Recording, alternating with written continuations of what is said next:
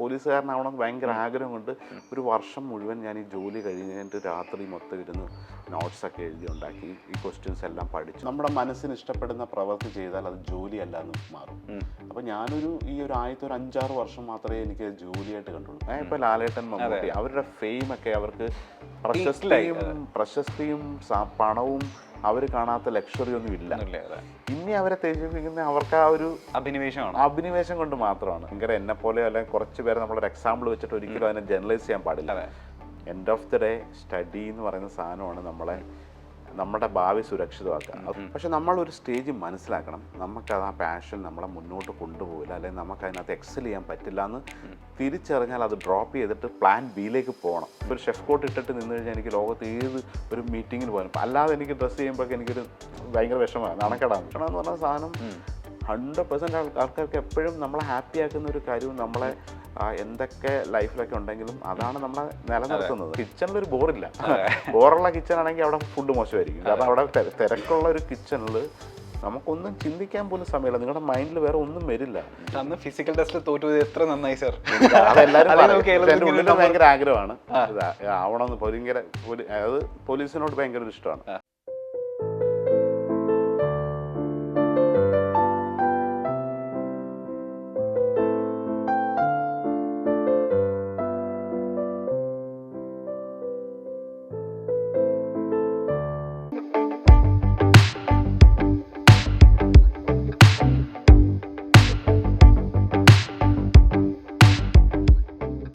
ഇപ്പോൾ സാറിൻ്റെ പേഴ്സണൽ ലൈഫും പ്രൊഫഷണൽ ലൈഫും നമുക്കറിയാം ഒരു ഭയങ്കര ടൈറ്റ് ഷെഡ്യൂളിലാണ് പോകുന്നത്. ചിലപ്പോൾ ഇന്ന് കേരളത്തിലായിരിക്കും, ചിലപ്പോൾ അടുത്ത് നാളെ വേറെ ഡിസ്ട്രിക്റ്റിലായിരിക്കും, ചിലപ്പോൾ ഔട്ട് ഓഫ് ഇന്ത്യ ആയിരിക്കും. അപ്പോൾ ഈ ഫാമിലിയും ഈ പ്രൊഫഷണൽ ലൈഫും പേഴ്സണൽ ലൈഫും എല്ലാവരും കൂടെ അറ്റ് എ ടൈം എങ്ങനെ മാനേജ് ചെയ്ത് കൊണ്ടുപോകുന്നത്? അതെല്ലാവരും എൻ്റെ അടുത്ത്, ഞാനിപ്പോൾ ഓരോ സ്ഥലത്ത് ഇപ്പോൾ കഴിഞ്ഞ ഒരാഴ്ചത്തെ ഒരു ട്രിപ്പ് എന്ന് വെച്ചാൽ ലാസ്റ്റ് വീക്കിലെയാണ് ഞാൻ പറയുന്നത്. ജസ്റ്റ് ഇവിടുന്ന് കൊച്ചിയിൽ നിന്ന് നേരെ ദുബായിൽ ഒരു ദിവസം, അതിൻ്റെ കഴിഞ്ഞിട്ട് ഒരു ഷാർജ ബുക്ക് ഫെസ്റ്റിന് ഒരു ദിവസം, അത് കഴിഞ്ഞ് ബെഹറിനിൽ 2 ദിവസം, അത് കഴിഞ്ഞ് ദോഹയിൽ. അങ്ങനെ ഈ ഒരു റൗണ്ട് കഴിഞ്ഞൊരു മാസത്തിൽ 3 തവണ ദോഹ, ദുബായ്, ബെഹറിൻ എന്ന് പറഞ്ഞിട്ട് 4 തവണ പോകേണ്ടി വന്നു ഈ ഒരു ലാസ്റ്റ് മന്തിൽ. അപ്പോൾ അത് അറിയാലോ, അപ്പോൾ അത്രയും ഇതൊരു സംഭവമാണ്. അപ്പോൾ ആളുകൾ എൻ്റെ അടുത്ത് ചോദിക്കുന്നത് എങ്ങനെയാണ് ഫാമിലി.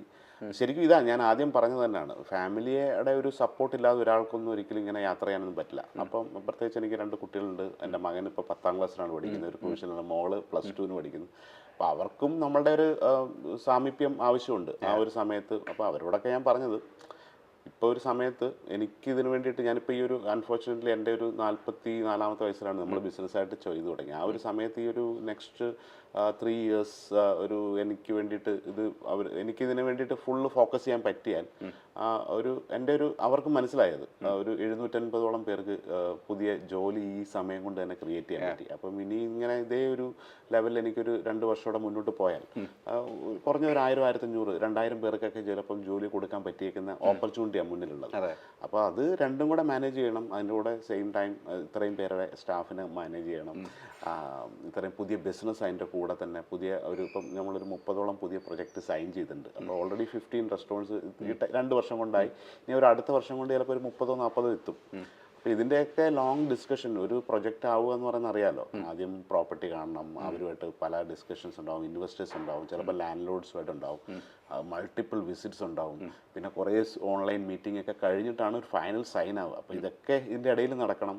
എക്സിസ്റ്റിംഗ് ആയിട്ടുള്ള ബിസിനസ്സിൻ്റെ കാര്യങ്ങൾ നോക്കണം, ഫാമിലിയുടെ കാര്യം നോക്കണം, പിന്നെ സോഷ്യൽ മീഡിയയിൽ സ്വന്തമായിട്ട് തന്നെ ഇതെല്ലാം ചെയ്യുന്നുണ്ട്. അപ്പോൾ ഇതിനെല്ലാം കൂടെ ഒരു ഭയങ്കര എക്സ്ട്രീം ബിസിയാണ്. പക്ഷേ ആ ബിസി ഞാൻ ശരിക്കും എൻജോയ് ചെയ്ത് ചെയ്യുന്ന കാരണം അതൊരു ഫീൽ ആവുന്നില്ല. അതെങ്ങനെ ഈ ഒരു സക്സസ് ഓഫ് ജേർണിയിലുണ്ടല്ലോ സാർ, ഇപ്പോൾ സാറ് എന്താ പറയുക, കണ്ടിന്യൂ ചെയ്തിരുന്ന ഒരുപാട് ഹാബിറ്റ്സ് ഉണ്ടായിരിക്കും. അല്ലെങ്കിൽ ഇപ്പോൾ ചോദിക്കുകയാണ് ഈ സക്സസ് ഓഫ് ജേർണിയിൽ സാറിൻ്റെ ഒരു സക്സസ് മന്ത്രം എന്നൊക്കെ ചോദിച്ചു കഴിഞ്ഞാൽ എന്താ ആദ്യം പറയാൻ തോന്നുന്നത്? ആദ്യം ഞാൻ ഇത് പറയുന്നത് നമ്മുടെ ഒരു അഭിനിവേശമാണ് ഫസ്റ്റ് ഓഫ് ഓൾ. ഓക്കെ, ഞാനിതിനകത്ത് ഏറ്റവും ആദ്യം നമ്മൾ പേഴ്സണലി എൻജോയ് ചെയ്യണം. നമ്മൾ എന്ത് കാര്യങ്ങൾ ചെയ്താലും നമുക്ക് ഇൻട്രസ്റ്റ് ഉള്ള, ആദ്യം നമ്മുടെ മനസ്സിന് ഇഷ്ടപ്പെടുന്ന പ്രവൃത്തി ചെയ്താൽ അത് ജോലിയല്ല എന്ന് മാറും. അപ്പം ഈ ഒരു ആദ്യത്തെ ഒരു 5-6 വർഷം മാത്രമേ എനിക്ക് ജോലിയായിട്ട് കണ്ടുള്ളൂ. പിന്നീട് എനിക്കിത് ഭയങ്കര ആസ്വാദികരമായ ഭക്ഷണം ഉണ്ടാക്കുക. ആദ്യത്തെ ഒരു 5 വർഷം ഭയങ്കര ടഫായിരുന്നു. പണി പഠിക്കുക, നമ്മൾ കിച്ചൻ്റെ ഉള്ളിൽ തന്നെ നിൽക്കുക, ചൂട്, ഭയങ്കര ഹാർഡ് വർക്ക്, ഒത്തിരി മണിക്കൂറോളം പണി. നമ്മൾ ഒരു ട്രെയിനിങ് ഒക്കെ ആയിട്ടിരിക്കുമ്പോൾ സീനിയർ ഷെഫുമാർ നമ്മളെ പീഡിപ്പിക്കും. ഒരു 8 മണിക്കൂർ ഡ്യൂട്ടി എന്നൊക്കെ പറഞ്ഞ് 14 മണിക്കൂർ 16 മണിക്കൂർ കണ്ടിന്യൂസ് ആയിട്ടുള്ള ബാക്ക് എൻഡിലെ ജോലി, വേണ്ടി മാത്രം നമ്മൾ ഒരിക്കലും ഒരു അംഗീകാരങ്ങളൊന്നും ഇല്ലാതിരിക്കുമ്പോൾ ഒക്കെ ഒരു വിഷമമൊക്കെ ഉണ്ടായിരുന്നു. പക്ഷെ അത് കഴിഞ്ഞ് നമ്മൾ ആ ഒരു സ്റ്റേജ് കഴിഞ്ഞ് ഒരു കുറച്ചുകൂടെയൊക്കെ ആളുകൾക്ക് അറിയാം, ഓ ഹീ നോസ് വർക്ക് എന്ന രീതിയിൽ നമ്മളെ ചെറുതായിട്ട് അംഗീകരിച്ചു തുടങ്ങുമ്പോൾ നമ്മളത് ആസ്വദിച്ചു തുടങ്ങും ആ ഒരു തൊഴിലിനോട്. പിന്നീട് കുറേ കൂടെ കഴിയുമ്പോഴത്തേക്ക് നമ്മൾ അതിൻ്റെ ഒരു സാധ്യതകൾ മനസ്സിലാവും. ഓ എനിക്ക് കുറച്ചുകൂടെ ബെറ്ററായിട്ട് പോയാൽ ഇങ്ങനെ എത്താം, ഒരു സൂഷെഫ് ആവാൻ പറ്റും. സൂഷെഫ് എന്നൊക്കെ പറയുന്നത് ഒരു മാനേജർ ലെവലിൽ ഒരു ഷെഫ് ആവാൻ പറ്റും. അല്ലെങ്കിൽ കുറച്ച് നാളൂടെ നന്നായിട്ട് വർക്ക് ചെയ്താൽ എനിക്കൊരു എക്സിക്യൂട്ടീവ് ഷെഫ് ആവാം, അല്ലെങ്കിൽ ഒരു ഹോട്ടലിൻ്റെ ഇൻചാർജ് ആവാൻ പറ്റും എന്നൊക്കെയുള്ള സ്വപ്നങ്ങൾ വരും. നമുക്ക് അത് ചെയ്യാൻ പറ്റും, നമ്മുടെ മുമ്പിൽ എത്തും. ഇതാണ് വഴി, ഇതിലേക്കൂടെ കുറച്ചുകൂടെ സഞ്ചരിച്ചാൽ നിങ്ങൾക്ക് അത് എത്താൻ പറ്റും എന്ന് പറയുമ്പോൾ നമ്മളതിനെ ഭയങ്കരമായിട്ട് അങ്ങ് എൻജോയ് ചെയ്ത് അങ്ങ് വർക്ക് ചെയ്യും. ആ എൻജോയ് എന്ന് തുടങ്ങുന്നു അത് ജോലി അല്ലാതായിട്ട് മാറും. അല്ലെങ്കിൽ നമുക്കൊരു ജോലിയാണെന്ന് തോന്നി ആ 8 മണിക്കൂർ അല്ലെങ്കിൽ ടൈമിന് പോകണം, ഹോളിഡേയ്സ് വേണം, എനിക്ക് അവധി വേണം, അല്ലെങ്കിൽ സാലറി ഇൻക്രീസ് വേണം, ശമ്പളത്തിന് വേണ്ടിയിട്ടാണ് പിന്നെ എല്ലാവരും ചെയ്യുന്നത്. മറ്റേ നമ്മുടെ പാഷന് വേണ്ടിയിട്ടാണ് ചെയ്യുന്നത്. അപ്പം നമ്മൾ സാലറി സാക്രിഫൈസ് ഒക്കെ ചെയ്യും കരിയറിന് വേണ്ടിയിട്ട്. ആ ഒരു മോഡിലേക്ക് നമ്മൾ എത്തുമ്പോഴാണ് നമ്മളുടെ കരിയറിന് വേണ്ടിയിട്ട് നമ്മൾ എന്തെങ്കിലും ചെയ്യുക. അല്ലെങ്കിൽ നമ്മൾ ഒരു തുക, ഒരു റെമ്യൂണറേഷൻ നമ്മളെ ഹയർ ചെയ്യുന്നു, ആ ഹയർ ചെയ്യുന്നതിന് ഒരു ജോലി ചെയ്യുന്നു, തിരിച്ചു വരുന്നു, അതേപോലെ പോകുന്നു, നമുക്ക് ഇടയ്ക്കുള്ളിൽ ചിലപ്പോൾ ബോറാവും, നമ്മൾ ഫ്രസ്ട്രേറ്റ് ആവും, പല കാര്യങ്ങളുണ്ടാവും. ഇതൊന്നും നമ്മളെ പിന്നെ ഒന്നും ബാധിക്കില്ല. സാലറി നമുക്ക് കൂട്ടി തന്നില്ല, ഇൻസെൻറ്റീവ് കിട്ടിയില്ല, അല്ലെങ്കിൽ നമുക്ക് പ്രൊമോഷൻ തന്നില്ല, ഇതൊന്നും നമ്മളെ ബാധിക്കും. നമ്മളെ എൻജോയ് ചെയ്യണം. നമുക്ക് കരിയറിൻ്റെ ലക്ഷ്യം വേറെ പലതാണ്. അപ്പോൾ ആ രീതിയിൽ എത്തിക്കഴിയുമ്പോൾ അങ്ങനെ കണ്ടിന്യൂസ് ആയിട്ട് വന്നത് അത് ഇപ്പോഴും തുടരാൻ പറ്റുന്നതുകൊണ്ടും അതൊരു ഭയങ്കരമായിട്ട് എന്നെ മുന്നോട്ട് നയിക്കുന്നുണ്ട്. അപ്പോൾ അതെപ്പോഴും ഒരു നമ്മൾ ചെയ്യുന്ന കാര്യത്തിൽ 100% അല്ലെങ്കിൽ മോർ അത് കൊടുക്കാൻ പറ്റുക. എല്ലാവരും പറയും 100% ഒന്നും ആർക്കും കൊടുക്കാൻ പറ്റില്ല. അതെനിക്ക് തോന്നിയിട്ടുണ്ട്. എനിക്കിപ്പോൾ കാരണം എനിക്ക് കുറച്ചുകൂടെയൊക്കെ ഞാൻ ഭയങ്കര മടിയനാണെന്നാണ് എന്നോട് ഞാൻ പറയുന്നത്. ഞാൻ ഇത്തിരിയും കൂടെ ഫാസ്റ്റായാൽ എനിക്ക് ചിലപ്പോൾ 50 എണ്ണമൊക്കെ ഒരു വർഷം ചെയ്യാൻ പറ്റും. പക്ഷെ ഞാൻ കുറച്ചുകൂടെ മടി കാണിച്ച് നിൽക്കുകയാണ്. അപ്പോൾ ചില സമയങ്ങളിൽ മടിയുണ്ട്. സാർ ഇപ്പോൾ ഞാൻ ചോദിക്കട്ടെ, ഇപ്പോൾ അത്യാവശ്യം 30ഓളം റെസ്റ്റോറൻറ്റ്സ് തുടങ്ങാൻ പോകാമെന്ന് പറയുന്നു. അടുത്തൊരു സ്റ്റെപ്പ്, സാർ കംഫർട്ട് സോണിൽ ഇരിക്കുന്ന ഒരാളല്ല എന്ന് ഇങ്ങനെ എപ്പോഴും ഞാൻ കേട്ടിട്ടുണ്ട്. കംഫർട്ട് സോണിൽ ഇരിക്കുന്നത് പേടിയാ, അപ്പോൾ തന്നെ എന്തെങ്കിലുമൊക്കെ അടുത്തതിലേക്ക് മൂവ് ചെയ്യുമെന്ന്. ഇനി എന്താ, വാട്ട്സ് നെക്സ്റ്റ് ജീവിതത്തിൽ ഇനി എന്താ അടുത്തതെന്ന് ചോദിച്ചു കഴിഞ്ഞാൽ എന്താ പറയാ? എനിക്ക് ഒത്തിരി ഇനി ആഗ്രഹങ്ങളുണ്ട്, ഭയങ്കരമായിട്ടുള്ള എൻ്റെ കുറേ പേഴ്സണൽ ഡ്രീം ഒന്നും ഞാൻ ഇതുവരെ അച്ചീവ് ചെയ്തിട്ടില്ല. അതൊക്കെ ഇനി വരാൻ കിടക്കുന്നേ ഉള്ളൂ. പക്ഷെ അത് ഞാൻ പുറത്ത് പറയില്ല. അത് ചില സമയങ്ങളിൽ ചിലപ്പോൾ അത് ആവണമെന്നില്ല, നമ്മൾ ട്രൈ ചെയ്തുകൊണ്ടിരിക്കുകയാണ്. അപ്പോൾ എൻ്റെ ഇമ്മീഡിയറ്റ് ഒരു ആഗ്രഹം, ഈ കേരള ഭക്ഷണം എന്ന് പറയുന്നത് ഭയങ്കര ഞാൻ ഒത്തിരി ട്രാവൽ ചെയ്ത ഒരാളല്ലേ. അപ്പോൾ ഒരുപാട് രാജ്യങ്ങളിലെ പല ഭക്ഷണങ്ങളും കഴിച്ചിട്ടുണ്ട്. പക്ഷെ നമ്മുടെ ഈ കേരളം എന്ന് പറഞ്ഞാൽ ഇന്ത്യയിലെ ഒരു ചെറിയ സംസ്ഥാനമാണ്. ഒരു ബിറ്റ് അല്ലേ, ആളുകൾക്ക് ചിലപ്പോൾ അംഗീകരിക്കേണ്ട കാര്യം പോലും. നമ്മളൊക്കെ വലിയ ആൾക്കാരെന്ന് പറഞ്ഞാലും ഭയങ്കരമായിട്ടുള്ള മറ്റ് സ്റ്റേറ്റ് കാര്യങ്ങളൊക്കെ ഉണ്ട്, വലിയ ഇതിലും എല്ലാത്തിലും സൗകര്യങ്ങളും അല്ലെ ആൾബലം കൊണ്ടും പല കാര്യത്തിലൊക്കെ ഉള്ളു. പക്ഷെ നമ്മൾ ഫുഡിൽ ഇവരെക്കാരിലൊക്കെ എല്ലാത്തിലും ഒരു സ്വന്തമായിട്ടൊരു ഐഡൻറ്റിറ്റി ഉള്ള ഒരു സ്റ്റേറ്റാണ്. അപ്പോൾ ഈ സൗത്ത് ഇന്ത്യൻ ഫുഡ് എന്ന് പറഞ്ഞാൽ പോലും കേരള ഫുഡിന് അതിൻ്റേതൊരു ഐഡൻറ്റിറ്റി ഉണ്ട്. ലോകത്ത് ഏത് റെസ്റ്റോറൻറ്റ്, ഒരു ഇന്ത്യൻ റെസ്റ്റോറൻറ്റിൽ പോയാലും കേരള ഡിഷ് എന്ന് പറഞ്ഞിട്ട് 3-4 ഉണ്ടായിരിക്കും. അപ്പോൾ ഇത്രയും നല്ലൊരു ഭക്ഷണം ലോകം മുഴുവൻ അറിയണം. എന്നെപ്പോലെ ഒരു ഷെഫ് ഇതിനകത്തുണ്ടല്ലോ. അപ്പോൾ ഇതേപോലെ കുറേ ഷെഫുമാർ, ഗ്രേറ്റ് നല്ല ക്വാളിറ്റിയുള്ള മലയാളി ഷെഫുമാർ ലോകം മുഴുവൻ ഇപ്പോൾ ഉണ്ട്. പക്ഷേ ഇതിനെ ഒരു വേൾഡ് വൈഡ് അറിയുന്ന ഒരു ക്യൂസിനായിട്ട് എന്തുകൊണ്ട് മാറുന്നില്ല? ഇപ്പോൾ ഫ്രഞ്ച് ക്യൂസിൻ, ഗ്രീക്ക്, അല്ലെങ്കിൽ നമുക്കറിയാം ലോകത്തുള്ള ആൾക്കാരൊക്കെ സൂഷി എന്നൊക്കെ പറഞ്ഞ് എല്ലാ ഇൻ്റർനാഷണൽ ലോകത്ത് എല്ലാവരും കഴിക്കുന്ന സാധനങ്ങളാണ്. ഈ അടുത്ത സമയത്താണ് ജപ്പാനീസ് ഭക്ഷണമൊക്കെ ഇത്രയും ഫേമസ് ആയത്. അപ്പോൾ അല്ലെങ്കിൽ ഇതിനു മുമ്പ് ഫ്രഞ്ച്, നമ്മുടെയൊക്കെ ടൈമിൽ ചൈനീസ് ഫുഡ് എന്നൊക്കെ പറഞ്ഞായിരുന്നു. പക്ഷേ ഇപ്പം എല്ലാവർക്കും റീജിയണൽ ക്യൂസിൻ വരെ അറിയാം. ഓരോ രാജ്യത്തെ ഇപ്പോൾ ഒരു സ്പാനിഷ് ഫുഡ് എന്ന് പറയുന്നതിലും പോലും അവിടുത്തെ സിസിലി അല്ലെങ്കിൽ ഇറ്റലിയിലെ ഏതെങ്കിലും ഒരു പാർട്ടിലെ ഫുഡിനെ കുറിച്ച് വരെ നോളജുള്ള ആൾക്കാരാണ് ഇപ്പം നമ്മുടെ നാട്ടിലുള്ളത്. ആ രീതിയിൽ കേരള ഭക്ഷണം ലോകം മുഴുവൻ അറിയണം. നമ്മളുടെ ഭക്ഷണം കഴിക്കാൻ വേണ്ടിയിട്ട് മാത്രം കേരളത്തിലേക്ക് ആൾക്കാർ വരണം. ആ സഞ്ചാരികൾ ഇപ്പം കേരളത്തിൽ കായലും കടലും ആയുർവേദമൊക്കെ കാണാനാണ് വരുന്നത്. പക്ഷേ അതുകൂടാണ്ട് നമ്മുടെ നാട് ഇങ്ങനൊരു ഫുഡുള്ളൊരു ഡെസ്റ്റിനേഷനാണ്. ഇവിടെ വന്നു കഴിഞ്ഞാൽ നല്ല ഫ്രഷ് മത്സ്യങ്ങൾ കിട്ടും. കായൽ മത്സ്യങ്ങളുണ്ട്, കടലിലെ മത്സ്യങ്ങളുണ്ട്. അല്ലെങ്കിൽ ഇവിടെ മലബാർ റീജിയനിൽ പോയാൽ നല്ല പേർഷ്യൻ ഇൻഫ്ലുവൻസ് ഉള്ള മീറ്റ് വിഭവങ്ങൾ, അല്ലെങ്കിൽ ഏറ്റവും മികച്ച ജീരകശാല അരി വെച്ചിട്ടുള്ള ബിരിയാണി കഴിക്കാം. ഈ തിരുവിതാംകൂറിൽ പോയി കഴിഞ്ഞാൽ രാജകീയമായ സദ്യ കഴിക്കാം. അല്ലെങ്കിൽ കോട്ടയത്തോ അല്ലെങ്കിൽ സെൻട്രൽ കേരളയിൽ പോയി കഴിഞ്ഞാൽ സിറിയൻ കാത്തലിക് ഇൻഫ്ലുവൻസ് ഉള്ള ബീഫോ അല്ലെങ്കിൽ അവരുടെ തന്നെ മത്സ്യ വിഭവങ്ങൾ കഴിക്കാം. അപ്പോൾ എന്തെല്ലാം വ്യത്യസ്തമായിട്ടുള്ള സംഭവങ്ങളാണ് നമ്മുടെ നാട്ടിൽ. അപ്പോൾ അതിനെ ലോകം മുഴുവൻ എത്തിക്കുക. നമ്മുടെ ഒരു ക്യൂസിൻ ഭയങ്കര ഗ്രേറ്റ് ആണെന്ന് ഞാൻ വിശ്വസിക്കുന്ന ഒരാളാണ്. നമ്മൾ ഉപയോഗിക്കുന്ന സ്പൈസസ് ഒന്നും ആരും ഉപയോഗിക്കുന്നില്ല. ഈ ഇത്രയും മാത്രം സുഗന്ധദ്രവ്യങ്ങളും വ്യഞ്ജനങ്ങളൊന്നും വേറൊരു ക്വിസിലും ഇത്രമാത്രം കറക്റ്റായിട്ട് യൂസ് ചെയ്യുന്നവരായിട്ടില്ല. കുറച്ച് ചിലർ ഏലക്കിടും, ചിലർ കറുകപ്പട്ട ഇടും. നമുക്ക് കറുകപ്പട്ട, ജീരകം അല്ലെങ്കിൽ ജാതിപത്രി ഇതിൻ്റെ എല്ലാം കൂടെ കോമ്പിനേഷനായിട്ട് ഇത് വേറൊരാൾ അറിയാൻ വയ്യാത്ത ഒരാളിട്ട് കഴിഞ്ഞാൽ കറി മൊത്തം കഴിച്ചു പോകും. അല്ല ഡിഷ് മൊത്തം ഒരു ഗ്രാമ്പൂവിൻ്റെ ഒരു അംശം ആ റെസിപ്പിക്ക് അനുസരിച്ച് മാറിയാൽ അതിൻ്റെ കയ്പ്പാണ്. നിങ്ങളൊന്ന് ആലോചിച്ച് നോക്കുക, ഗ്രാമ്പൂ ഒരിത്തിരി കൂടി അല്ലെങ്കിൽ കറുകപ്പട്ട ഇത്തിരി കൂടി നമുക്ക് അറിയാം. ചിലർ അറിയാണ്ട് അത് ഇട്ട് കഴിഞ്ഞാൽ അതിൻ്റെ വ്യത്യാസം. പക്ഷേ ഇതൊക്കെ കറക്റ്റ് ബ്ലെൻഡ് ചെയ്ത് വൺ ഓഫ് ദ ബെസ്റ്റ് ഫുഡായിട്ടുള്ള നമ്മുടെ ഫുഡ് അറിയപ്പെടണം. അപ്പോൾ അതിൻ്റെ ഒരു ഡ്രീം അനുസരിച്ചിട്ട് ഇതൊരു 100ഓളം റെസ്റ്റോറൻറ്റ് ലോകം മുഴുവൻ എത്തിക്കുക എന്നുള്ളൊരു ഡ്രീമുണ്ട്. അപ്പോൾ എനിക്ക് എൻ്റെ ഒരു ഗുണമെന്ന് വെച്ചാൽ ഞാനൊരു 15 വർഷത്തോളം യൂറോപ്പിൽ അല്ല ബ്രിട്ടനിൽ ജീവിച്ച ഒരാളാണ്. അപ്പോൾ എനിക്ക് ബ്രിട്ടീഷ് പൗരത്വമുണ്ട്. അപ്പോൾ അതുകൊണ്ട് എനിക്ക് ട്രാവൽ ചെയ്യാനോ അല്ലെങ്കിൽ മറ്റ് രാജ്യങ്ങളിൽ പോകാനോ അല്ലെങ്കിൽ ഇതൊരു മറ്റൊരാളെക്കാട്ട് വളരെ ഈസിയാണ്. ഇപ്പോൾ ഒരു റെസ്റ്റോറൻറ്റ് ഒരു ബിസിനസ് സെറ്റ് ചെയ്യാൻ യൂറോപ്പിൽ അല്ലെങ്കിൽ അമേരിക്കയിലോ അല്ലെങ്കിൽ ഓസ്ട്രേലിയയിലോ എനിക്ക് ഇവിടുന്ന് ബാംഗ്ലൂർ പോയി ചെയ്യുന്ന പോലുള്ള കാര്യങ്ങളേ ഉള്ളൂ ഒരു ടെക്നിക്കലി. അപ്പം അല്ലെങ്കിൽ അതിൻ്റെ വിസ പ്രോസസ്സോ അല്ലെങ്കിൽ ട്രാവൽ ചെയ്യാനോ അല്ലെങ്കിൽ അപ്പോൾ അതെനിക്ക് ആ ഒരു ഓപ്പർച്യൂണിറ്റി അഡ്വാൻറ്റേജ് ഓൾറെഡി ഉള്ളൊരു വ്യക്തിയും.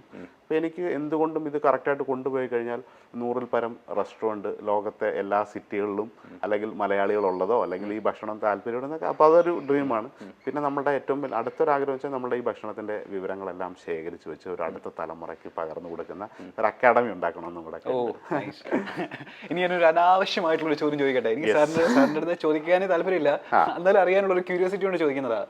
അതായത് ഷെഫ് ആയില്ലായിരുന്നെങ്കിലേ ജീവിതം എങ്ങനെ മാറി മറിഞ്ഞായിരുന്നു എപ്പോഴെങ്കിലും ചിന്തിച്ചിട്ടുണ്ടോ? ഷെഫ് ആയില്ലായിരുന്നെങ്കിൽ എങ്ങനെയായിരുന്നു ജീവിതം, എങ്ങനെ ആയേനെ? ഞാനത് 1-2 അടുത്ത് പറഞ്ഞിട്ടുണ്ട്. പക്ഷേ എൻ്റെ ആദ്യത്തെ ഞാനൊരു സ്പോർട്സ് ഭയങ്കര ഇഷ്ടമുള്ള ഒരാളാണ്. ക്രിക്കറ്റ് ഭയങ്കര ഇഷ്ടമാണ്, ചെസ്സ് നന്നായിട്ട് കളിക്കും. അപ്പം ഒരു ചെസ് പ്ലെയർ ഒക്കെ ആവണമെന്ന് ഭയങ്കര ആഗ്രഹമായിരുന്നു. പക്ഷെ അത് ഒരു ടൈമിൽ ഞാൻ ഡ്രോപ്പ് ചെയ്തു. എനിക്ക് നടക്കില്ല എന്ന് എനിക്ക് തന്നെ ഇതൊക്കെ ഞാൻ പറയാൻ കാര്യം, നമ്മൾ ഈ പാഷനായിട്ടുള്ള ഒത്തിരി ആൾക്കാരുണ്ട് പലതും. സ്പോർട്സ് അല്ലെ ആർട്സ്, ഗായകൻ, ചിത്രകാരൻ, ഇതൊക്കെ വേണ്ടിയിട്ട് നല്ലപോലെ ഡെഡിക്കേറ്റ് ചെയ്ത് ചെയ്യും. പക്ഷെ നമ്മളൊരു സ്റ്റേജ് മനസ്സിലാക്കണം, നമുക്കത് ആ പാഷൻ നമ്മളെ മുന്നോട്ട് കൊണ്ടുപോകില്ല അല്ലെങ്കിൽ നമുക്കതിനകത്ത് എക്സൽ ചെയ്യാൻ പറ്റില്ല എന്ന് തിരിച്ചറിഞ്ഞാൽ അത് ഡ്രോപ്പ് ചെയ്തിട്ട് പ്ലാൻ ബിയിലേക്ക് പോകണം. അല്ലെങ്കിൽ ഞാൻ നല്ലൊരു ഫുട്ബോൾ പ്ലെയറാണ്, ഇവിടെ നാട്ടിൽ നന്നായിട്ട് കളിക്കുന്നത്, പക്ഷേ അയാൾക്ക് ഒരിക്കലും ഒരു ഡിസ്ട്രിക്ട് ടീമിൽ പോലും എത്താൻ പറ്റുന്നില്ല, പിന്നെയും ട്രൈ ചെയ്തുകൊണ്ടിരിക്കുകയാണ്. പിന്നാണ് ഡിസ്ട്രിക്റ്റിൽ നിന്ന് സ്റ്റേറ്റ് എത്തണം, സ്റ്റേറ്റിൽ നിന്നൊരു നാഷണൽ ടീമിലെത്തുക, പിന്നൊരു അല്ല ISL വന്ന് കളിക്കാന്നൊക്കെ പറഞ്ഞ് ഓരോ ഫുട്ബോൾ പ്ലെയറിൻ്റെ ആഗ്രഹമായിരിക്കും. അപ്പോൾ ഡിസ്ട്രിക്ട് ലെവലിൽ പോലും എത്താൻ പറ്റാതെ പക്ഷേ കണ്ടിന്യൂസ് ആയിട്ട് നന്നായിട്ട് കളിക്കുന്നുണ്ടാവും, പക്ഷേ സപ്പോർട്ട് കിട്ടുന്നുണ്ടാവില്ല, അല്ലെങ്കിൽ അയാളെ ഒന്ന് റെക്കമെൻഡ് ചെയ്യാനോ അയാളുടെ ഭാഗ്യം കൊണ്ട് അയാൾക്ക് പറ്റുന്നില്ല. പക്ഷേ അതും പറഞ്ഞ് ഒരു 25 ഇയേഴ്സ് വരെ ഫുട്ബോളിന് വേണ്ടിയിട്ട് ജീവിതം കളഞ്ഞാൽ അയാളുടെ ലൈഫ് പോയി. അയാൾക്ക് നെക്സ്റ്റ് ഒരു തിരിച്ചു വരവ് ഒരു കരിയർ ബിൽഡ് ചെയ്യാനുള്ള സമയം ഉണ്ടായില്ല. അപ്പോൾ എപ്പോഴും നമ്മളുടെ ഒരു പ്ലാൻ ബി, പ്ലാൻ സി ഇങ്ങോട്ട് ഉണ്ടായിരിക്കണം. ABC അറ്റ്ലീസ്റ്റ് ഇതല്ലെങ്കിൽ അത്, അല്ലെങ്കിൽ അത് നടന്നില്ലെങ്കിൽ ഇത്. അപ്പോൾ ഞാൻ ചെസ് എന്ന് പറഞ്ഞാൽ ഒരു പ്രാന്തനായിരുന്നു ചെസ് കളിക്കാൻ. അപ്പോൾ എങ്ങനെയെങ്കിലും ചെസ് ഭയങ്കര ഒരു ഗ്രാൻഡ് മാസ്റ്റർ ആവണമെന്നൊക്കെയുള്ള ആഗ്രഹമൊക്കെ ഉണ്ട്. പക്ഷെ അതൊന്നും ഒരു സ്റ്റേജ് എത്തിയപ്പോൾ എനിക്ക് മനസ്സിലായി അത് നടക്കില്ല. അത് നടക്കണമെങ്കിൽ നിനക്ക് ഒത്തിരി പൈസ വേണം, you have to get a good trainer, മെൻഡർമാർ വേണം, നല്ല ഫോക്കസ്, സമാധാനത്തിൽ ഇരുന്ന് കളിക്കാനുള്ള അന്തരീക്ഷം. നമുക്കൊരു ഈ 500 രൂപ ശമ്പളത്തിൽ വെയിറ്ററായിട്ട് 90 മണിക്കൂറൊക്കെ ജോലി ചെയ്യുന്നതിൻ്റെ ഇടയിൽ നിന്നാണ് ഈ കളി പഠിച്ചിട്ടാണ് മത്സരത്തിനൊക്കെ പോകുന്നത്. ലീവ് എടുത്തിട്ട് പോകും, ചില സമയത്ത് ലീവ് കിട്ടില്ല, ടൂർണമെൻറ്റൊക്കെ പോകാനൊക്കെ. അപ്പോൾ എനിക്ക് മനസ്സിലായി ഇത് കൊണ്ട് നടന്നാൽ ഒന്നുകിൽ ഞാൻ ഇതുമായിട്ട് നിൽക്കും, ഒരു മുന്നോട്ടം ഉണ്ടാവില്ല, നന്നായിട്ട് ട്രെയിൻ ചെയ്യാൻ പറ്റില്ല. So I focus my career. അത് കഴിഞ്ഞ എൻ്റെ ഒരു ആഗ്രഹം എനിക്ക് പോലീസുകാരനാവണമെന്നായിരുന്നു ഭയങ്കര, ഒരു കേരള. അപ്പോൾ അതിന് വേണ്ടിയിട്ട് ഒരുപാട് ട്രൈ ചെയ്തു. നല്ല രീതിയിൽ ടെസ്റ്റൊക്കെ ഞാൻ ഈ ജോലി ചെയ്യുന്നതിൻ്റെ ഇടയിൽ തന്നെ PSC കോച്ചിങ്ങിന് സ്വന്തമായിട്ടിരുന്നു. അന്നൊന്നും കോച്ചിങ് വെളിയിലില്ല. തൊഴിൽ വീതി, തൊഴിൽ വാർത്തയൊക്കെ ബാംഗ്ലൂരിൽ നിൽക്കുമ്പോഴാണ് അതൊക്കെ ഇങ്ങനെ ഇരുന്ന് വായിച്ച് എല്ലാ ടെസ്റ്റും, ക്ലറിക്കൽ ആപ്റ്റിറ്റ്യൂഡ്, ജനറൽ നോളജും ആ ഒരു ഇംഗ്ലീഷ് ഗ്രാമർ, ഇതെല്ലാം ഒരു 1 ഇയർ പോലീസുകാരനാവണമെന്ന് ഭയങ്കര ആഗ്രഹം കൊണ്ട് ഒരു വർഷം മുഴുവൻ ഞാൻ ഈ ജോലി കഴിഞ്ഞിട്ട് രാത്രി മൊത്തം ഇരുന്ന് നോട്ട്സൊക്കെ എഴുതി ഉണ്ടാക്കി ഈ ക്വസ്റ്റ്യൻസ് എല്ലാം പഠിച്ചിട്ട് ഞാൻ ടെസ്റ്റിന് പോയി. എനിക്കൊരു 100-ൽ 90 മാർക്കെങ്കിലും കിട്ടിയിട്ടുണ്ടാവും. നല്ല അത്രയ്ക്ക് ഗ്യാരണ്ടിയാണ്. പക്ഷേ ഞാൻ ഫിസിക്കലിൽ പരാജയപ്പെട്ടു. ഫിസിക്കലിൽ പരാജയപ്പെട്ട് കൈയൊക്കെ ഇങ്ങനെ റോപ്പ് ക്ലൈമ്പിങ്ങിൽ വീണ് കൈയൊക്കെ ഉളുക്കി നാശമായി. പിന്നെ അപ്പം അത് ഒരു ഞാൻ 8 ഐറ്റത്തിൽ 5 എണ്ണം നമ്മൾ ചെയ്താൽ മാത്രമേ പോലീസ് ആവാൻ പറ്റുള്ളൂ. അപ്പോൾ ഈ വെയിറ്റർ ആയിട്ടുള്ള ജോലി ചെയ്തുകൊണ്ടിരുന്ന സമയത്ത് തന്നെയാണ് ഇതിന്? അതെ, വെയിറ്ററും ഒരു പകുതി ഷെഫുമാണ്. അപ്പം ആ ടൈമിൽ ഗവൺമെൻറ് ജോലി കേട്ടണം. ഗവൺമെൻറ് ജോലിയോട് എനിക്ക് താല്പര്യമില്ല, പക്ഷേ പോലീസുകാരനാവണമെന്നാണ്. അത് മാത്രമല്ല, ആ ഒരു ടെസ്റ്റ് മാത്രമേ ചെയ്തുള്ളൂ. പക്ഷെ അതിനുവേണ്ടി 1 ഇയർ നന്നായിട്ട് ഞാൻ വർക്ക് ചെയ്ത് റിട്ടേൺ ടെസ്റ്റ് പാസ്സായി കഴിഞ്ഞിട്ടാണ് നമ്മുടെ ഫിസിക്കൽ വരിക. അപ്പോൾ ഫിസിക്കലൂടെ കഴിയുമ്പോഴാണ് നിങ്ങൾ സെലക്ഷൻ ആവുക. അപ്പം അത് കൊല്ലത്ത് TKM കോളേജിൽ വെച്ചിട്ടായിരുന്നു എൻ്റെ ട്രെയിനിങ്. അപ്പോൾ ആ ട്രെയിനിങ് അല്ല, ഫിസിക്കൽ ടെസ്റ്റ്. അപ്പോൾ 8 ഐറ്റത്തിൽ നമ്മൾ 5 എണ്ണം ക്വാളിഫൈ ചെയ്യണം. ഞാൻ ആദ്യത്തെ സെലക്ട് ചെയ്ത് എനിക്ക് എല്ലാം ശരിയായി. ഓട്ടം 100 മീറ്റർ, ഫസ്റ്റ് 100 മീറ്ററാണ്. അതൊക്കെ എൻ്റെ ഷുവർ ഷോട്ടാണ്. എനിക്ക് 5 പറ്റും. എനിക്ക് ഈ ഹൈ ജമ്പ് പറ്റില്ലായിരുന്നു. ഞാൻ ഒരിക്കലും അങ്ങനെ ഹൈ ജമ്പിന് ഞാൻ ഒരിക്കലും ചെയ്യാൻ പറ്റാത്ത ഒരാളാണെന്ന് എനിക്കറിയാം. അപ്പോൾ ഹൈ ജമ്പ്, പിന്നെ ഈ റോപ്പ് ക്ലൈമ്പിങ്. അപ്പോൾ എനിക്ക് കിട്ടേണ്ട ഗ്യാരണ്ടി ഉള്ള ലോങ് ജമ്പ്, ഷോർട്ട് പുട്ട്, പിന്നെ ക്രിക്കറ്റ് ബോൾ ത്രോയിങ്, പക്ഷെ അത് രണ്ടും എനിക്ക് അവിടെ വെച്ച് മിസ്സായി. ഈ 100 മീറ്ററും പിന്നുള്ളത് റോപ്പ് ക്ലൈമ്പിങ്ങും ചിന്നിങ്ങും ആണ്. നമുക്ക് ഒരു പ്രതീക്ഷയില്ല. അത് പ്രതീക്ഷയില്ല. പിന്നെ അപ്പോൾ അതിനകത്ത് ബാക്കിയെല്ലാം കഴിഞ്ഞിട്ട് ഞാൻ റോപ്പിനകത്ത് ക്ലൈംബ് ചെയ്തു. റോപ്പിൽ ക്ലൈംബ് ചെയ്ത് മേലെ ഒത്തിരി കഴിഞ്ഞാൽ എത്തും. ഒരു പകുതി സ്റ്റേജ് ആയപ്പോഴത്തേക്ക് എൻ്റെ കൈ പണ്ട് ഒന്നും ഒടിഞ്ഞിട്ടില്ലായിരുന്നു. അപ്പോൾ ഈ ലെഫ്റ്റ് ഹാൻഡ് പിടിച്ചിട്ട് പകുതി ദൂരം ഒരു 2 സ്റ്റെപ്പ് കൂടെ എത്തിയാൽ പോലീസ് ജോലിയാണ്. പക്ഷേ എനിക്കറിയാം ഒരു ഇത്തിരി പോയി കഴിഞ്ഞാൽ ഞാൻ ഊർന്ന് വീണ്, എൻ്റെ കൈ ഒടിഞ്ഞാൽ പിന്നെ ഷെഫ് പോകാൻ പറ്റില്ല. ഞാൻ പിന്നെ തറയെ ഊർന്നങ്ങ് വീണു. വീണ് ഞാൻ പൊട്ടി കരയുക ഗ്രൗണ്ട്. എന്നെ പോലീസാക്കാൻ വേണ്ടി എൻ്റെ കൂടെയുള്ള കുറേ സുഹൃത്തുക്കൾ, നാട്ടിലുള്ള എല്ലാ ആൾക്കാരും കൂടെ ഒക്കെ വന്നിട്ട് എന്നെ ചീർ ചെയ്തൊക്കെയാണ് കൊണ്ടുവന്നത്. ബാംഗ്ലൂരിൽ നിന്ന് വന്ന് നിന്നെ പോലീസാക്കും. കാരണം അവർ ഓൾറെഡി പോലീസാണ്. അവരെ കണ്ടിട്ടാണ് ഞാൻ ഇൻസ്പയർ ആയിട്ടാണ് പോലീസാണെന്ന് പറയുന്നത്. അപ്പോൾ അവരൊക്കെ ലാസ്റ്റ് ഇയറിൽ സെലക്ഷനായി. അപ്പോൾ എന്നെ ചീർ ചെയ്യാൻ വേണ്ടിയിട്ടാണ് നീ ആവുമെന്ന് പറയും. ഇവരെല്ലാം കൂടെ എന്നെ പൊക്കിയെടുത്ത് കരഞ്ഞ് വീട്ടിൽ കൊണ്ടുപോയി ഞാൻ ഒരു 4 ദിവസം ഭയങ്കര ഡിപ്രസ്ഡ് ആയിട്ട് കിടന്ന് കരയുകയൊക്കെ ചെയ്തു. പോലീസാകാൻ പറ്റില്ല. അന്ന് ഒരു ഡിസിഷൻ എടുത്തു, ഇനി വേണ്ട. അപ്പൊ പിന്നെ ഞാൻ ഇതിലോട്ട് അങ്ങ് ഫോക്കസ് ചെയ്തു. ഫിസിക്കൽ ടെസ്റ്റിൽ തോറ്റു. എത്ര നന്നായി സർ. അതെല്ലാവരും ഉള്ളിൽ ഭയങ്കര ആഗ്രഹമാണ് ആവണമെന്ന്. അത് പോലീസിനോട് ഭയങ്കര ഇഷ്ടമാണ്. ഈ ചെസ് കളി ഇപ്പോഴും ഉണ്ടോ? ചെസ് കളി ഇപ്പോഴും ഉണ്ട്. ചെസ് കളി ഓൺലൈനിൽ അതൊരു ഭയങ്കര ഭ്രാന്തായിട്ട് ചില സമയത്ത് വെളുപ്പാങ്കാലത്തൊക്കെ ഇരുന്ന് കളിക്കും. അത് പിന്നെ ഒരു വാശിയായിട്ട് മാറി. ഞാൻ പിന്നെ അതെന്നെ ഒത്തിരി പേര് ഉപദേശിച്ചു, ഇനി കളിക്കരുത്. കാരണം ഈ ഒരു ചെസ് എന്ന് പറയുന്നത് ഭയങ്കര ഒരു സ്ട്രാറ്റജി ഗെയിമാണ്. നമ്മളെപ്പോഴും മൈൻഡിനെ കുറച്ച് റിഫ്രഷ് ചെയ്ത് നിർത്തും. പക്ഷേ ഇതൊരു ടൈം വെച്ച് 1 മിനിറ്റ് ഗെയിമൊക്കെ കളിക്കുക. 1 മിനിറ്റിൽ കളി തീർന്നിട്ടും ഒന്നുകിൽ ടൈം തീരും അല്ലെങ്കിൽ തോറ്റു. ഭയങ്കര ഫാസ്റ്റായിട്ട് നല്ല ഓൺലൈനിൽ കളിക്കുന്നതാണല്ലോ. അപ്പോൾ അതിനകത്ത് കുറേ ലോകത്തുള്ള പല ആൾക്കാരുമായിട്ട് ലൈവായിട്ട് കളിക്കുക. അപ്പോൾ അത് കളിച്ച് ചിലപ്പോൾ ഒരു 5 കളി നമ്മളെ തോപ്പിക്കും. നമുക്കപ്പോൾ 15 കളി ജയിക്കണം വേണ്ടിയിട്ട് വാശിയിൽ മണിക്കൂറുകളോ ഇരുന്ന് കളിക്കും. അത് ഇടയ്ക്ക് കളിക്കുമ്പോൾ നമ്മുടെ ഒരു മൈൻഡ് എപ്പോഴും ഞാൻ എല്ലായിടത്തും പറയുന്നത്, ഒരു ചെസ്സ് കളിക്കാത്ത ഒരാൾ ചെസ്സ് കളിച്ച് കുറച്ചെങ്കിലും പഠിച്ചു കഴിഞ്ഞാൽ കുറേയൊക്കെ പ്ലാൻ ചെയ്യാൻ പറ്റും. ലൈഫ്, കരിയർ, പ്രൊഫഷൻ, ഇതൊക്കെ അതൊരു സ്ട്രാറ്റജിയാണല്ലോ. ഓപ്പണിംഗ് ഇപ്പോൾ തന്നെ ഒരു ചെസ് ബോർഡ് എന്ന് പറയുമ്പോൾ നമ്മൾ ഫസ്റ്റ് ഒരു ഓപ്പണിംഗ് ഗെയിം ഉണ്ട്. ഓപ്പണിംഗ് ഒരു 10 മൂവ് നമുക്ക് പ്ലാൻ ചെയ്ത് ചെയ്യാൻ പറ്റും. പിന്നെ ഒരു മിഡിൽ ഗെയിം ഉണ്ട്. ആ മിഡിൽ ഗെയിമിലാണ് ഈ സ്ട്രാറ്റജി ഒക്കെ വരിക. പിന്നെ എൻ ഗെയിം ഉണ്ട്. എൻ ഗെയിമിലാകുമ്പോൾ എല്ലാം കളമെല്ലാം ഒന്ന് ഒഴിഞ്ഞ് സോ യു ക്യാൻ വിൻ. അവനെ ഒരു മേറ്റാക്കുക, അടുത്ത എതിരാളിയെ മേറ്റാക്കുക. അപ്പോൾ ഇതൊരു ഓപ്പണിംഗ്, മിഡിൽ ഗെയിം, എൻ ഗെയിമാണ്. ബിസിനസ്സും ലൈഫും ഒക്കെ ശരിക്കും ഒരു ചെസ് ബോർഡിന് കണക്കായിട്ട് എനിക്ക് തോന്നുന്നു. നമ്മൾ ആദ്യത്തെ ഓപ്പണിംഗ് നമുക്ക് കുറച്ച് സീക്വൻസ് മൂവ്സ് ഒക്കെ എല്ലാവർക്കും അറിയാം. ഓപ്പണിങ്ങിൽ വലിയ ഒരു അത്യാവശ്യം കാര്യങ്ങൾ കറക്റ്റായിട്ട് ചെയ്ത് ആരും ഒന്ന് അറ്റാക്ക് ചെയ്ത് പെട്ടെന്ന് തോപ്പിക്കില്ല, അല്ലെങ്കിൽ ഭയങ്കര ബ്ലണ്ടർ ചെയ്യണം ലൈഫിൽ. അതുപോലെ ഓപ്പണിങ്ങിൽ നിങ്ങളുടെ പോസ്റ്റും ക്വസ്റ്റ്യനൊക്കെ കറക്റ്റാക്കി വെക്കുന്നു. രണ്ടുപേരും എതിരാളിയും അതേപോലെ, അല്ലെങ്കിൽ ആ ഗ്രൗണ്ട് ഇങ്ങനെ വെക്കുന്നു. പിന്നെ മിഡിൽ ഗെയിമിലാണ് നിങ്ങളുടെ സ്ട്രാറ്റജീസ് വർക്ക് ചെയ്യുക. ഓക്കെ, ഒരു 5 മൂവ്സ് ഹെഡ് പ്ലാൻ ചെയ്തിട്ട് ഇതങ്ങനെ ചെയ്ത് എങ്ങനെ ചെയ്യാം. അത് കഴിഞ്ഞ് എല്ലാം ഒന്ന് ക്ലിയർ ആകുമ്പോൾ എൻ ഗെയിമിൽ യു വിൽ വിൻ. അതാണ് ശരിക്കും ബിസിനസ്സൊക്കെ. അതാണ് ഇപ്പോൾ ഇത്രയും ഒരു വർഷത്തെ ഒരു എക്സ്പീരിയൻസിൽ സാർ ഒരുപാട് പേർക്ക് ഭക്ഷണം ഉണ്ടാക്കി കൊടുത്തിട്ടുണ്ടായിരിക്കും, ഒരുപാട് പേരുടെ അഭിപ്രായങ്ങൾ കേട്ടിട്ടുണ്ടായിരിക്കും. പക്ഷെ ഇപ്പോഴും സാർ ആസ് എ ഷെഫ് മനസ്സിൽ സൂക്ഷിക്കുന്ന ഒരു കമന്റ് ഉണ്ടായിരിക്കുമല്ലോ. എപ്പോഴും രാത്രി കിടന്നുറങ്ങുമ്പോഴൊക്കെ നമുക്ക് സാറ്റിസ്ഫാക്ഷൻ തന്നിരുന്ന ഇത് തന്നെയാണ് എൻ്റെ ജോലി എന്ന് ഉറപ്പിച്ച ഒരു കമന്റ് ഉണ്ടായിരിക്കുമല്ലോ. എപ്പോഴും പ്രിയപ്പെട്ടതായിട്ട് തോന്നുന്ന ഒരു കമന്റ്. ആ കമന്റ് എന്താണെന്ന് ചോദിച്ചാൽ എന്താ പറയാ? അങ്ങനെ ഒരുപാട് പേരുണ്ടല്ലോ. അപ്പോൾ ഒത്തിരി അത് ഈ ഒരു 30 ഇയേഴ്സ് കരിയർ എന്ന് പറയുമ്പം, അപ്പം ലാലേട്ടൻ 30 വർഷം സിനിമയിൽ അഭിനയിച്ചിട്ട് ഒത്തിരി സിനിമയിൽ ഏതൊക്കെയാണെന്ന് വെച്ചാൽ ഓർമ്മ വരുന്നില്ല. അപ്പോൾ അതേപോലെ ഒത്തിരി ആൾക്കാരെ നമ്മൾ കണ്ട്, അത് വലിയ സെലിബ്രിറ്റി ആവണമെന്നൊന്നുമില്ല. ഇല്ല. ചില ഗസ്റ്റൊക്കെ വന്നിട്ട് നമ്മളെ ഭയങ്കരമായിട്ട് പിടിച്ചിട്ടൊക്കെ ഞാനൊരു വലിയ ഷെഫാവുന്ന സമയത്തല്ല കാര്യമല്ല ഞാൻ പറഞ്ഞത്. അതിപ്പോൾ ഓട്ടോമാറ്റിക്കലി ഇപ്പോൾ ഒരു ഫെയിം ഒക്കെ ആയിക്കഴിഞ്ഞാൽ അയാൾ ഉണ്ടാക്കുന്നതിനോട് അവർക്കൊരു ഇഷ്ടം തന്നെ തോന്നും.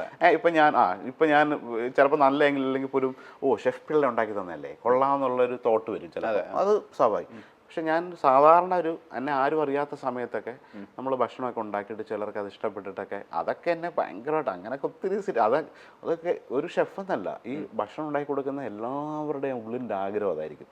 അത് അമ്മമാർക്കുൾപ്പെടെ, ഭാര്യമാർക്കുൾപ്പെടെ ഒന്ന് അപ്രീഷിയേറ്റ് ചെയ്ത് കഴിഞ്ഞാൽ അവർ ഔട്ട് ഓഫ് ദ വേൾഡിൽ പോകും. ഇന്നത്തെ കറി അടിപൊളിയാണ്. ജസ്റ്റ് ചില സമയത്ത് ആരും ഒന്നും അപ്രീഷിയേറ്റ് ചെയ്യത്തില്ല. നല്ലതായിരിക്കും, നല്ലതാണെങ്കിൽ മിണ്ടൂല്ല, അവർ എൻജോയ് ചെയ്ത് കഴിക്കും, മിക്കവരും കാണിക്കുക. പക്ഷേ ഒത്തിരി മോശമാണെങ്കിലോ അത് പറയും. അത് കൃത്യമായിട്ട് അതിനെ അവർ ക്രിട്ടിസൈസ് ചെയ്ത് പറയും, ഇന്ന് ഇത് ഇച്ചിരി പോരായിരുന്നു കേട്ടോ. അല്ലെങ്കിൽ നല്ലതാണെങ്കിൽ എൻജോയ് ചെയ്ത് ചിലർ ആഹാരം കഴിച്ചിട്ട് പോവും.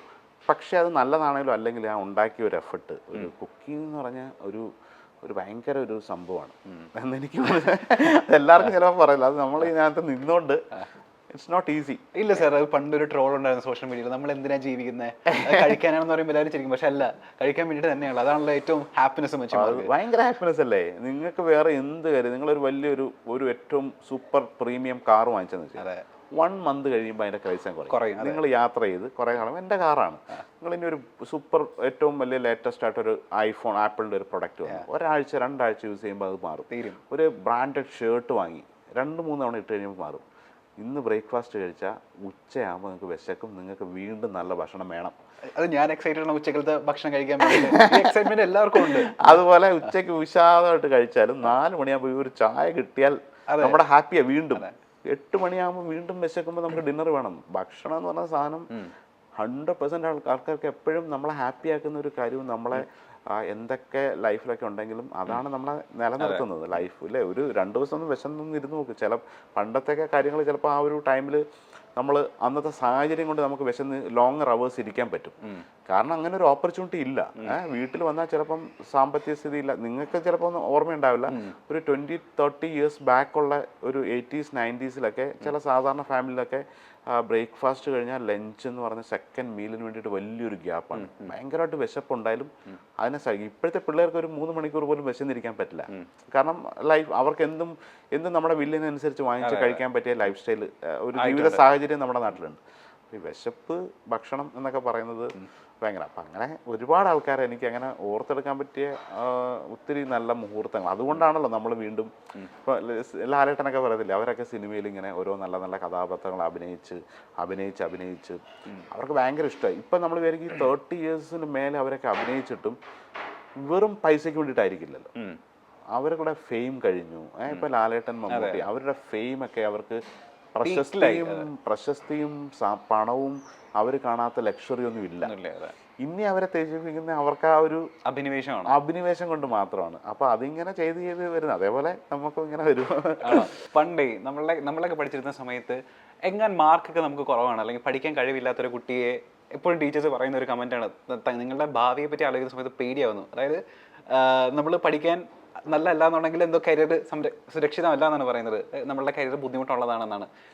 സാർ നേരത്തെ പറഞ്ഞ പോലെ സാർ ഒരു ആവറേജ് സ്റ്റുഡൻറ്റ് മാത്രമായിരുന്നല്ലോ പഠിക്കുന്ന സമയത്ത്. ഈ പറയുന്ന ഡയലോഗുകൾ ഉണ്ടല്ലോ ടീച്ചേഴ്സിൻ്റെ അല്ലെങ്കിൽ പാരൻസിൻ്റെ ഒക്കെ ഇത്തരം നമ്മളൊരു കിട്ടുന്ന ഒരു ഓറിയന്റേഷൻ എപ്പോഴെങ്കിലും നമ്മൾ സ്വപ്നം കാണുന്നതിലോ അല്ലെങ്കിൽ കരിയറിനെ പറ്റി ആലോചിക്കുന്ന സമയത്തൊക്കെ ഇത് പരിമിതപ്പെടുത്തിയിട്ടുണ്ടോ, സ്വപ്നം കാണാൻ വേണ്ടിയിട്ട് ഇത്തരം ഡയലോഗുകൾ അല്ലെങ്കിൽ ഇത്തരം ഓറിയന്റേഷൻസ് ഒക്കെ? തീർച്ചയായിട്ടും. ആ ടൈമിൽ അത് നമ്മുടെ ഒരു സാധാരണ കേൾക്കുന്ന ഒരു സംഭവമായിട്ട് നമ്മൾ ഒരു ആവറേജ് സ്റ്റുഡൻസ് ഉണ്ടാവും, പിന്നെ നന്നായിട്ട് പഠിക്കുന്ന കുട്ടികളുണ്ടാവും, പിന്നെ ഒരു ബാക്ക് ബെഞ്ചേഴ്സ് എന്ന് പറഞ്ഞാൽ ഭയങ്കര ഉളപ്പന്മാരുണ്ടാവും. അതിനകത്തുള്ള ഞാനിതിനകത്ത് എല്ലാം പെടുന്ന ഒരാളായിരുന്നു. ഭയങ്കര എക്സ്ട്രീം ലെവലിൽ പോയിട്ടില്ല, പക്ഷേ ഒരു ആവറേജിന് മേലെയൊക്കെ ചില സമയങ്ങളിലൊക്കെ പോയിട്ടുണ്ട്. പക്ഷേ കുറച്ചുകൂടെ എനിക്ക് നന്നായിട്ട് പഠിക്കാൻ പറ്റും എന്ന് ഇപ്പം തോന്നിയിരുന്നു. ഈ ഒരു അന്ന് ബുദ്ധിയൊക്കെ നമ്മൾ ഉറപ്പ് കാണിച്ചിട്ടുണ്ട്. അപ്പോൾ അതുകൊണ്ട് ഞാൻ എല്ലാവരും പറയുന്നത് നമുക്ക് എല്ലാവർക്കും ഒരു യൂണിക്കായിട്ടൊരു ക്വാളിറ്റി ഉണ്ട്. അപ്പോൾ അത് വെച്ചിട്ട് ഈ ഒരു പഠിക്കുന്ന സമയത്ത് ഇവരാരും അതിനെ 100% ശ്രദ്ധ കൊടുക്കില്ല. ഇപ്പോൾ എൻ്റെ ഒരു 1 ഓഫ് കേസിൽ ഞാൻ ആ ഒരു ചെയ്തതില്ലാതെ പാഷനകത്ത് എക്സൽ ആയതുകൊണ്ട് രക്ഷപ്പെട്ടു പോയ ഒരാളാണ്. അതല്ലായിരുന്നെങ്കിൽ ഒന്ന് തിരിച്ചൊന്ന് ചിന്തിച്ചത്, ഞാൻ 10ാം ക്ലാസ് മാത്രം പഠിച്ചു, എനിക്ക് മാർക്ക് കുറവായതുകൊണ്ടാണ് എനിക്ക് കോളേജിൽ അഡ്മിഷൻ കിട്ടാതെ പോയത്. ഓക്കെ, അപ്പം 227 3 മാർക്ക് കുറയ്ക്കാതെ കഷ്ടപ്പെട്ടോ നമ്മൾ കഷ്ടപ്പെട്ട് വാങ്ങിച്ച 3 മാർക്ക് നിങ്ങൾ എങ്ങനെ കുറയ്ക്കും? അപ്പോൾ അതുകൊണ്ട് അത് കിട്ടാതെ പോയതാണ്. അപ്പോൾ എപ്പോഴും എനിക്ക് പറയാനുള്ളത്, there will be ഭയങ്കര എന്നെ പോലെ അല്ലെങ്കിൽ കുറച്ച് പേരെ നമ്മളൊരു എക്സാമ്പിൾ വെച്ചിട്ട് ഒരിക്കലും അതിനെ ജനറലൈസ് ചെയ്യാൻ പാടില്ല. End of the day study എന്ന് പറയുന്ന സാധനമാണ് നമ്മുടെ ഭാവി സുരക്ഷിതമാക്കുക. അത് പഠിക്കേണ്ട ഒരു പ്രായത്തിൽ അതിനു വേണ്ടി തന്നെ ചെയ്യുക. അന്ന് നമ്മൾ ചെയ്യാത്തതിൻ്റെ വിഷമം നമുക്കറിയാം.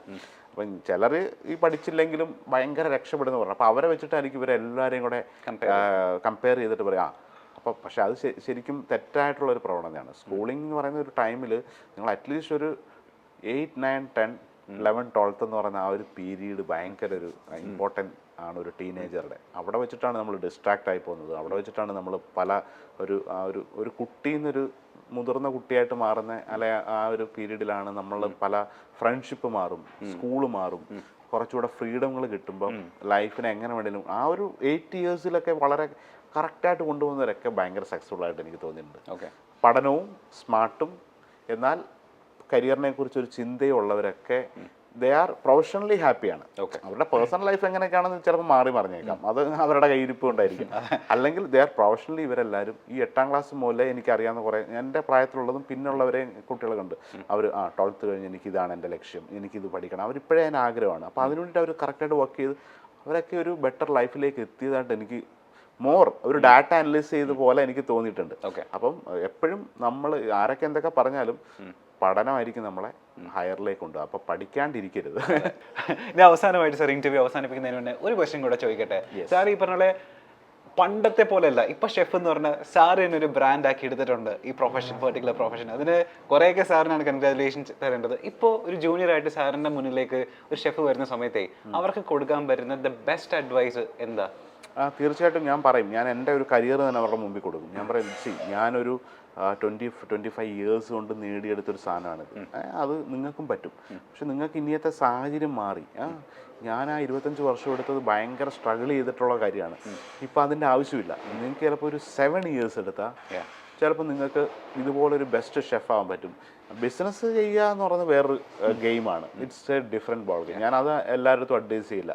ഈ പറഞ്ഞ പോലെ പണം ഫെയിം മാത്രം കൊണ്ടിട്ട് ബിസിനസ് സക്സസ് ആവില്ല. അതൊരു മെൻ്റൽ ഗെയിം, മെൻ്റൽ സ്ട്രെങ്ത്. പക്ഷേ നിങ്ങളുടെ പ്രൊഫഷണലി യു ക്യാൻ ഭയങ്കര നല്ല രീതിയിൽ പോകാൻ പറ്റും. ഒരു ഷെഫിന് നല്ലൊരു സൂപ്പർ എക്സിക്യൂട്ടീവ് ഷെഫായിട്ട് ഒരു 5 സ്റ്റാർ ഹോട്ടലിൻ്റെ അല്ലെങ്കിൽ നല്ല റിസോർട്ടിൻ്റെയോ അല്ലെങ്കിൽ ഈവൻ ക്രൂസ് ഷിപ്പിൻ്റെ ഒക്കെ ആവാൻ പറ്റുന്ന ഓപ്പർച്യൂണിറ്റി ഉണ്ട്.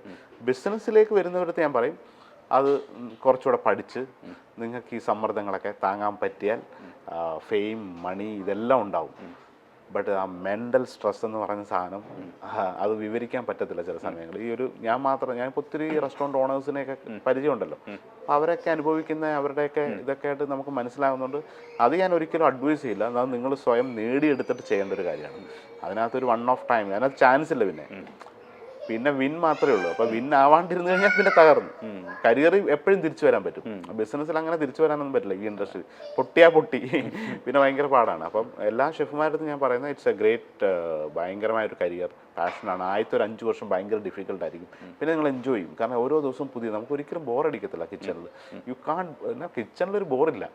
ബോറുള്ള കിച്ചണാണെങ്കിൽ അവിടെ ഫുഡ് മോശമായിരിക്കും. കാരണം അവിടെ തിരക്കുള്ള ഒരു കിച്ചണിൽ നമുക്കൊന്നും ചിന്തിക്കാൻ പോലും സമയമില്ല. നിങ്ങളുടെ മൈൻഡിൽ വേറെ ഒന്നും വരില്ല.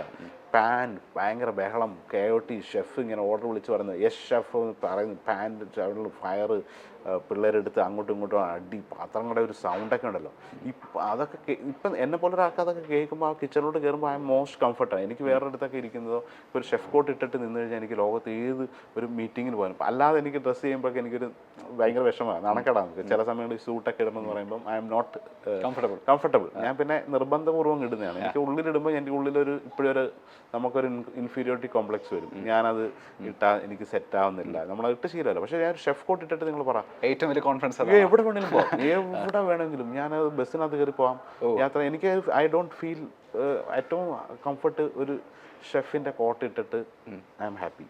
അതുപോലെ കിച്ചണിൽ കയറി നിന്ന് കഴിഞ്ഞാൽ ഐ ആം പിന്നെ ഭയങ്കര ഒരു സ്വർഗത്തിൽ നിൽക്കുന്ന പോലെയാണ്. ആ ഒരു ശബ്ദമൊക്കെ നമ്മൾ ഇപ്പം ഭയങ്കരമായിട്ട് എൻജോയ് ചെയ്യാണ്. അന്ന് ജോലി ചെയ്യുമ്പോൾ നമ്മളിത് അറിയുന്നില്ല, ഇപ്പോഴാണ് അതിൻ്റെ. അപ്പോൾ അതുകൊണ്ട് എല്ലാ ഷെഫ്മാരും പറയുന്നത് ഇത് മോറോവർ ഒരു ഷെഫ് എന്ന് പറയുന്നത് നമ്മളൊരാൾക്ക് ഭക്ഷണം ഉണ്ടാക്കി കൊടുത്തിട്ട് പണം വാങ്ങിച്ചിട്ടാവാം, അമ്പലത്തിലെ പ്രസാദമാവാം, അല്ലെങ്കിൽ കല്യാണത്തിന് ഉണ്ടാക്കുന്ന ഒരു ചാരിറ്റി ആയാലും എൻഡ് ഓഫ് ദി ഡേ ഒരാളെ തൃപ്തിപ്പെടുത്തണം. അപ്പോൾ അതിൻ്റെ ഒരു പവിത്രതയോട് കൊടുക്കുന്ന ഒരു തൊഴിലാണിത്. ആ ഒരാൾക്ക് ആഹാരം ഉണ്ടാക്കി കൊടുത്ത് അയാൾക്ക് ഹാനികരമാവുന്ന ഒന്നും ഉണ്ടാകാൻ പാടില്ല അല്ലേ? അതാണ് അയാൾക്ക് കുറേ സുരക്ഷിതത്വം, അയാളുടെ ഫുഡ് ടേസ്റ്റിനേക്കാൾ ഉപരി. ഞാനെപ്പോഴും പറയും ടേസ്റ്റ് ഒരു ഘടകം മാത്രമാണ്, പക്ഷേ അതിലുപരി അയാൾ ആ ഭക്ഷണം കഴിച്ചിട്ട് അയാളുടെ ഹെൽത്തിനെ ബാധിക്കുന്നുണ്ട്. അപ്പോൾ ആ ഒരു കെയർ വേറെയാണ്. അതായത് ഒരു ചില്ലി എക്സ്ട്രാ കയറിയാൽ മതി ഒരാളുടെ മൂഡ് മാറാം. ചില്ലി മാറി, അല്ലെങ്കിൽ ഒത്തിരി പഴകിയതായി, അല്ലെങ്കിൽ അത് കുക്ക് ചെയ്യേണ്ട രീതിയിൽ അത് കറക്റ്റ് ഓവർ കുക്കായി, അല്ലെങ്കിൽ അണ്ടർ കുക്കായി, കറക്റ്റായിട്ട് കുക്കായി, അല്ലെങ്കിൽ അതിനകത്തൂടെ അണുബാധ ഉണ്ടാവും. അങ്ങനെ പല കാര്യങ്ങളുണ്ട്. അപ്പോൾ അത് ഏറ്റവും ആദ്യം പെർഫെക്റ്റ് ആക്കി ടേസ്റ്റ് ഇച്ചിട്ട് കുറഞ്ഞാലും ഐ ഡോണ്ട് മൈൻഡ്. ഫുഡ് കൊള്ളില്ല എന്ന് പറയാൻ കുഴപ്പം. പക്ഷേ അയാൾ ആ ഫുഡ് കൊള്ളാത്ത കഴിച്ചിട്ടും ടേസ്റ്റില്ലെന്നേ ഉള്ളൂ. പക്ഷെ കഴിച്ചേക്കൊരു വയറിനൊരു അസുഖം, ഒരു ജസ്റ്റ് ഇവനൊരു ചെറിയൊരു ഫുഡ് പോയിസൺ 2 ദിവസം പോയി ഒരു മനുഷ്യൻ്റെ 3 days വോമിറ്റിങ്, അല്ലാതുള്ള സംഭവങ്ങൾ, മൂഡ് ഓഫ്, വേറെ ഒരു വെള്ളം കുടിക്കാൻ പോലും തോന്നാത്ത രീതിയിലാണ് ഫുഡ് പോയിസണൊക്കെ വന്നാൽ ചിലർക്ക് പറ്റും. അപ്പോൾ അത് ഒരു സിവിയർ ആയിട്ടുള്ള ഫുഡ് പോയിസൺ വന്നാൽ ഭക്ഷണം കഴിച്ചിട്ട് അയാൾക്ക് 2 to 3 days മിനിമം അയാളുടെ മൂഡും ഒരു ആഹാരം പോലും കഴിക്കാൻ ദാഹിച്ചിട്ട് വെള്ളം പോലും കുടിക്കാൻ പറ്റാത്ത രീതിയിലൊക്കെ ആവും. അപ്പോൾ അതൊക്കെ ശ്രദ്ധിച്ച് നമ്മൾ ഉണ്ടാക്കി കൊടുക്കണം. അടിപൊളി സാർ. അപ്പോൾ സാറിന് ഈ ഒരു ചിരിയും ഈ പാചകവും ഒക്കെ എപ്പോഴും മലയാളികൾക്ക് കണ്ടുകൊണ്ടിരിക്കാൻ സാധിക്കട്ടെ. അതിനുള്ള ആ ഒരു ആരോഗ്യം തരട്ടെ. ഒരുപാട് സന്തോഷം. Thank you so much. അപ്പം ഈ ചാനലിലെ എല്ലാ പ്രേക്ഷകർക്കും ഒരു big thank you so much. Thank U.